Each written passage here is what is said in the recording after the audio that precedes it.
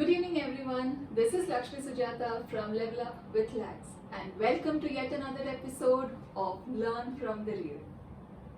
In part 1 of how stress can be positive, we spoke about positive stress, the beneficial stress, or it's also called the eustress, and how this can help you achieve or overcome challenges that we face in life. At the same time, we also spoke about the negative stress or the de-stress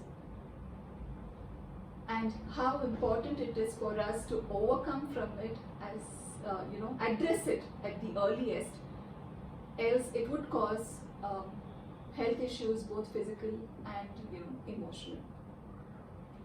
There is a very fine line between this positive stress and negative stress, and it is in our hands to decide if we want to cross over from this positive stress to the negative stress. So in part 2 of the same topic, I was planning to talk about two things. One, what are the factors that affect, causes stress, and how can we handle it? I'll take up the first question, and the second one, I will leave it to our special guest. So the first question, what are the factors that affect, what are the factors that cause stress? So you have external,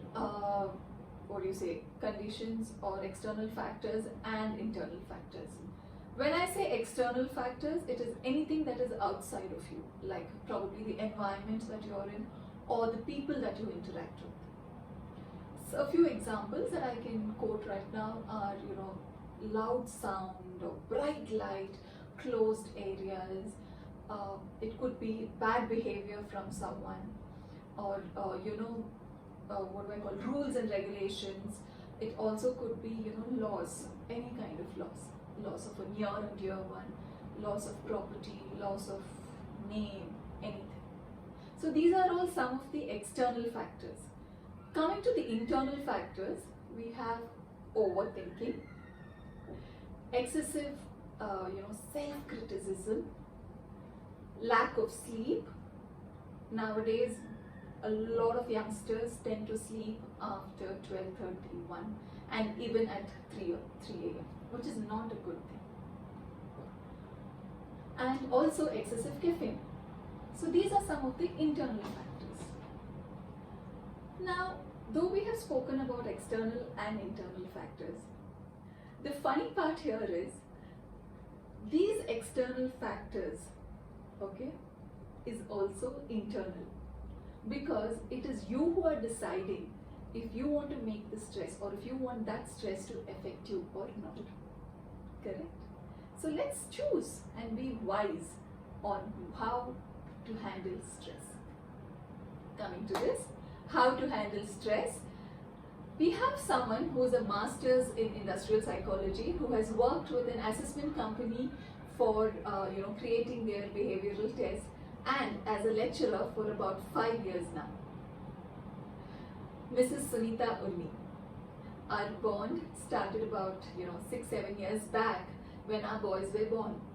So as any new mother, both of us were going through our ups and downs. Luckily, or incidentally, whatever you want to call it, we had each other, which helped us not to cross that line into negative stress. So let's hear from Mrs. Sunita Unni how she transformed her initial stressful days of lockdown into something more beneficial.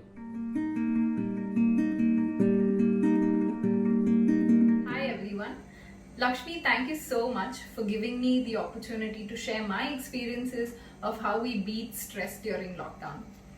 When the lockdown began, I remember feeling very anxious.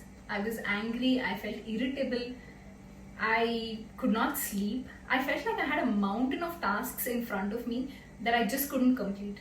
My husband became the target of my displaced emotions. I realized that something was wrong, and it took me a while to figure out that what I was undergoing was stress. So I decided to take things into hand and battle the demons using techniques that I knew. The first thing I did was building a new routine. I cannot emphasize enough on the importance of having a routine, especially if you have small children at home, and we have two. Routine helps children to foster healthy habits, it teaches them discipline and time management. The next thing we did was division of household chores. So we have divided the activities among the four of us. One thing to remember is to ask for help when you feel that you can't handle the work. We cannot do everything by ourselves and we end up feeling too stressed. Sometimes we assume that our family members will see the things that need to be done and they will do it. Most of the time that doesn't work. So please ask for specific help. I would also like to talk on the importance of positive reinforcement on children. Good behavior needs to be reinforced. Acts like a clap, a pat on the back, praising, high five helps to increase future behavior. Praising a child helps nurture a positive sense of self and helps them gain confidence.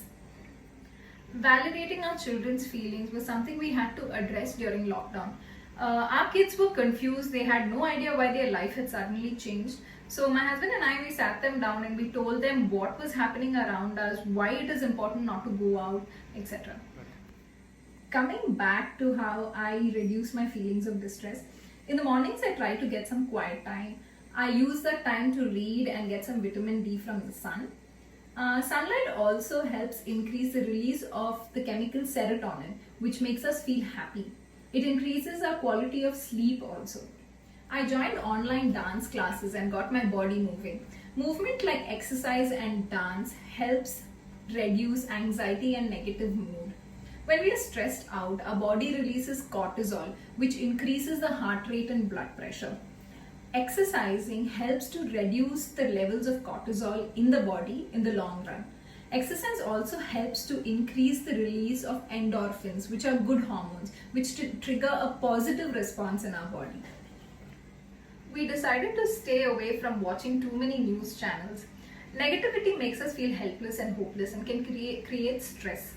Stress upsets the hormone balance in our body and can deplete the happy hormones in the body.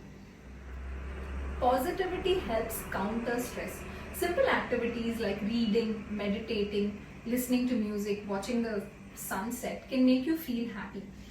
I realized that making video calls to my friends and family makes me feel very happy.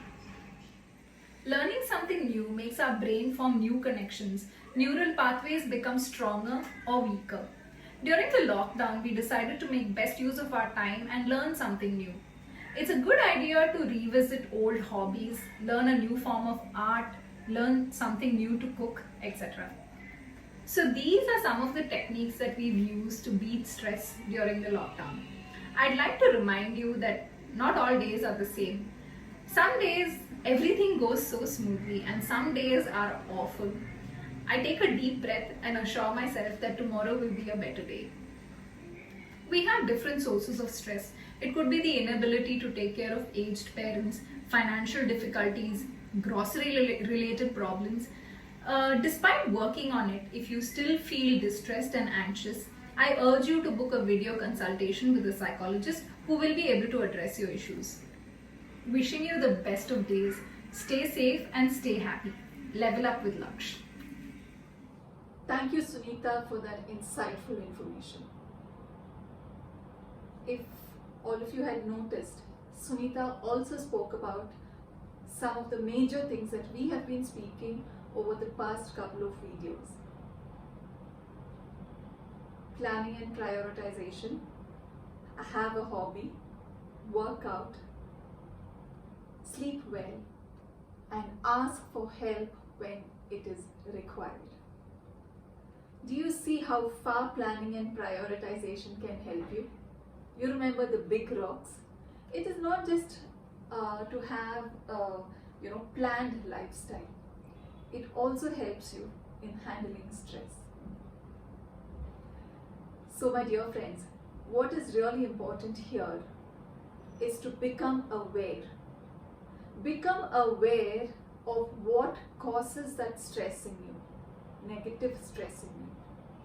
Become aware of when you need help. And it is absolutely fine to ask for help. It might be from your friends, family, a counselor, a psychologist, anybody. But ask for that help. Get help. Because all that we want is a happy you.